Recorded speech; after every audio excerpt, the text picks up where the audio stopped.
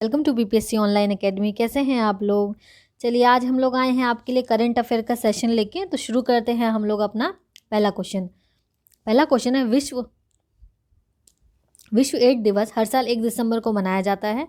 2022 में एड्स दिवस की थीम क्या थी? ठीक है, ये सबको पता रहता है कि 1 दिसंबर जो है वो एड्स दिवस मनाया जाता है और इसकी थीम क्या है? इक्वलाइज, हिंदी में बोलेंगे तो समानता। ठीक है, और कोई भी दिवस क्यों मनाया जाता है? ताकि उस पर्टिकुलर चीज़ को लेके अवेयरनेस बढ़ाई जा सके या उसकी इम्पोर्टेंस बताई जा सके। तो जो एड्स होता है वो किस वजह से होता है? तो HIV एक वायरस होता है, ह्यूमन इम्यूनोडेफिशिएंसी वायरस, इसकी वजह से होता है। ठीक है, और ये बताया जाता है इस दिन कि ये कम्युनिकेबल डिजीज़ नहीं है। कई लोगों को जिन्हें नहीं समझ है, ये वो लोग सोचते हैं कि छूने से बढ़ जाएगी, किसी से बात करने से अगर फैल जाएगी, किसी के साथ खाने से फैल जाएगी, मतलब किसी को एड्स हो गया है तो लोग उससे जो है वो दूरी बनाने लग जाते हैं। तो ये हीन भावना से देखने लग जाते हैं उन लोगों को। तो उसी चीज़ को कम करने के लिए और इसकी जागरूकता बढ़ाने के लिए ही ये चीज़ें 1 दिसंबर को मनाया जाता है। और इसकी थीम जो है वो हमें ध्यान में रखनी है, समानता। ठीक है, इसका जो साइन है ये आप देख सकते हैं। ठीक है, रेड रिबन होता है एड्स डे का। चलिए नेक्स्ट देखते हैं हम लोग।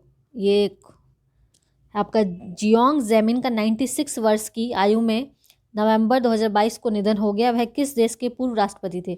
नाम से तो आप समझ सकते हैं कहाँ के होंगे, चाइना के होंगे। ठीक है, और ये कब से कब तक थे? एक सेकेंड, इसके बारे में मैं आपको और कुछ चीज़ें बता देती हूँ। ठीक है, एड्स के बारे में, ये एड्स वाला ये जो 1 दिसंबर को मनाया जा रहा है, तो ये पहली बार कब मनाया गया? तो 1988 में पहली बार मनाया गया था। ठीक है, और ये हर साल मनाया जाता है 1 दिसंबर को। पहली बार 1988 में मनाया गया था। और हम लोग कुछ इंपॉर्टेंट और डेज देख लेते हैं तो दिसंबर में मनाए जाते हैं। ठीक है, 4 दिसंबर को मनाया जाता है भारतीय नौसेना दिवस। आप लोग कॉपी पेन लेके बैठिएगा, जो बातें आपको लगे इंपॉर्टेंट है उस चीज़ को आप राइट कर लीजिएगा। ठीक है, क्योंकि वीडियो में सारी चीज़ें लिखी नहीं जा सकती है, जो एक्सप्लेनेशन दी जाती है उसमें से आप अगर आपको जो लगता है इंपॉर्टेंट है आपके लिए वो आप नोट डाउन कर सकते हैं। ठीक है, तो 4 दिसंबर को क्या मनाया जाता है? भारतीय नौसेना दिवस मनाया जाता है। 7 तारीख को अंतर्राष्ट्रीय नागरिक उड्डयन दिवस, यानी जो ट्रैवल करते हैं ना एयर वाला, वो दिवस मनाया जाता है। और 10 दिसंबर तो सबको पता होगा मानवाधिकार दिवस मनाया जाता है। जब 10 तारीख का वीडियो आएगा तो उसमें इसकी थीम बताई जाएगी। ठीक है, 16 दिसंबर को विजय दिवस मनाया जाता है। और 23 दिसंबर को क्या मनाया जाता है आपका? किसान दिवस। किसान दिवस किसके उपलक्ष्य में मनाया जाता है ये आप लोग कमेंट सेक्शन में बताएंगे। और 25 दिसंबर को सबको पता है अटल बिहारी वाजपेयी जी का जन्मदिन होता है और उसको हम लोग गुड गवर्नेंस डे के रूप में मनाते हैं, यानी कि सुशासन दिवस के रूप में मनाते हैं। ठीक है, चलिए नेक्स्ट, इनके बारे में तो बता दिया था। ये कब से कब तक रहे थे राष्ट्रपति? 1993 से लेके 2003 तक रह गए। हालांकि ये इतना इम्पोर्टेंट नहीं है, ये ईयर इतना इम्पोर्टेंट नहीं है, फिर भी आप लोग देख लीजिए। जैसा कि लेवल जो है अब एग्ज़ाम का बहुत ज़्यादा टफ होता जा रहा है, उसके हिसाब से सब कुछ याद रखना बहुत ज़रूरी हो गया है अब। ठीक है, चलिए नेक्स्ट हम देखते हैं। हाल ही में कुंबले सुंदर राव का निधन हो गया, वह किस पारंपरिक रंगमंच से संबंधित थे? ठीक है, ये थोड़ा सा हटके क्वेश्चन है तो इसलिए इंपॉर्टेंट हो जाता है। ये जो संबंधित थे ये कहते हैं यक्ष गान से संबंधित थे। ये बेसिकली साउथ इंडिया में ज़्यादा प्रैक्टिस में लाया जाता है। ये एक तरह का एक रंगमंच में परफॉर्म किया जाता है जिसमें कि आपका पारंपरिक रंगमंच के तौर पे होता है, यानी कि ट्रेडिशनल फॉर्म है ऑफ किसका, इसमें डांस भी होता है। राइट, डांस होगा इसमें, सॉन्ग होगा इसमें। ठीक है, श्रृंगार होगा इसमें। श्रृंगार मतलब मेकअप ऐसा होता है, आप लोग एक बार इसको यूट्यूब में देखिएगा इसके बारे में। वेशभूषा, श्रृंगार, संवाद, मतलब इन सब का मिक्सचर होता है ये। ठीक है, यक्षगान थोड़ा सा डिफरेंट नेम है और साउथ इंडिया में ही ज़्यादातर प्रेवलेंट रहता है ये। ठीक, चलिए नेक्स्ट क्वेश्चन देखते हैं। ये एक थोड़ा सा चिंता का विषय है हमारे लिए, क्योंकि जो हमारा सबसे बड़ा जो ग्रेट बैरियर रीफ है वर्ल्ड का, कोरल रीफ माना जाता है ना वर्ल्ड का, कोरल रीफ सबसे बड़ा कोरल रीफ है क्या? ऑस्ट्रेलिया का ग्रेट बैरियर रीफ।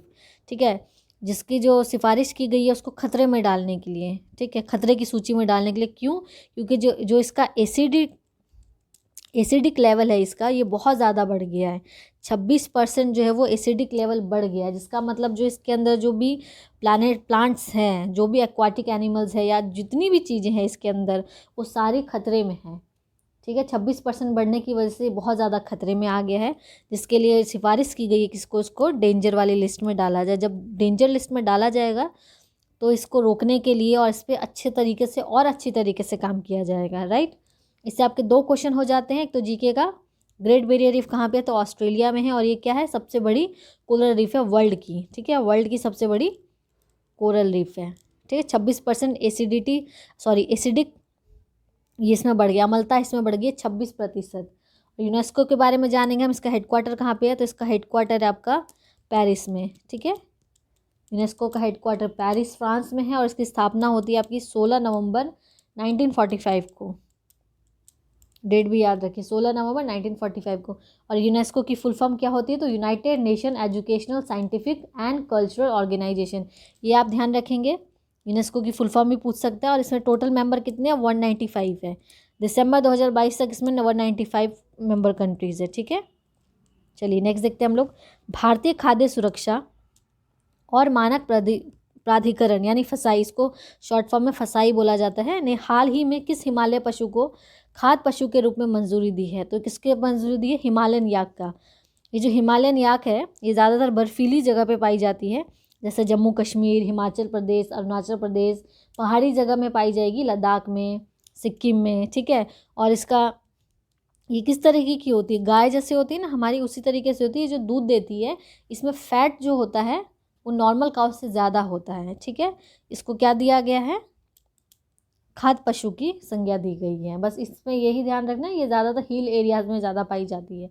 हमारी नॉर्मल गाय जैसी ही होती है, बट क्योंकि ठंडी इलाके में ज़्यादा होती है तो ये इनका जो थोड़ा दिखने का स्ट्रक्चर होता है बहुत ज़्यादा, ये देख रहे हैं ना बाल है इनमें बहुत ज़्यादा हेयरी है, ताकि उनको ठंड से बचाया जा सके। बाकी दिखने में तो गाय जैसी ही है बिल्कुल, ठीक है। चलिए आज का हमारा लास्ट क्वेश्चन है, हाल ही में उत्तराखंड सरकार द्वारा किसे राज्य का ब्रांड एम्बेसडर नियुक्त किया गया है, तो ये प्रसून जोशी जी को किया गया, जो कहाँ से रिलेटेड, तो मीडिया से रिलेटेड है ये, ठीक है। ये पर्सन जो है वो मीडिया से रिलेटेड आते हैं, ये प्रसून जोशी, ठीक है। इनको उत्तराखंड का गौरव और सम्मान बढ़ाने का सौभाग्य प्राप्त हुआ है ब्रांड एम्बेसडर के रूप में। ब्रांड एम्बेसडर हर बार कोई ना कोई बनता ही रहता है, चेंज होता रहता है, ठीक है। ये मीडिया और विज्ञापन के जगत से नाम आपने सुना होगा प्रसून जोशी, बस इतना याद रखना है, उत्तराखंड ब्रांड एम्बेसडर प्रसून जोशी, ठीक है। बाकी फ़ोटो यहाँ लगी है तो आपको थोड़ा दिमाग में बैठ सकता है। बाकी रिवीजन आप लोग करते रहिए, और करंट अफेयर की वीडियो हम लोग कोशिश करेंगे कि डेली लाएँ। इसमें इंडिया, बिहार और नेशनल इंटरनेशनल सारे रहेंगे, जो अभी इंपॉर्टेंट लगे वो इसमें आया है, ठीक है। बाकी आप रिवीजन करते रहिए, और जब भी वीडियो देखें तो प्लीज़ कॉपी पेन लेके बैठे, ताकि जो भी मैं एक्सप्लेनेशन में बोलती हूँ वो आप नोट डाउन कर सकें, क्योंकि सारी चीज़ें PDF में लिखना पॉसिबल नहीं हो पाता है, ठीक है। बाकी आप लोग कोई 68 BPSC के लिए कोई सजेशन देना चाहते हैं तो कमेंट बॉक्स आप लोग के लिए खुला है, आप लोग आराम से दे सकते हैं, और जितना होगा पॉसिबल हम लोग उसको प्रैक्टिकली लाने की कोशिश करेंगे। Thank you for watching BPSC online academy.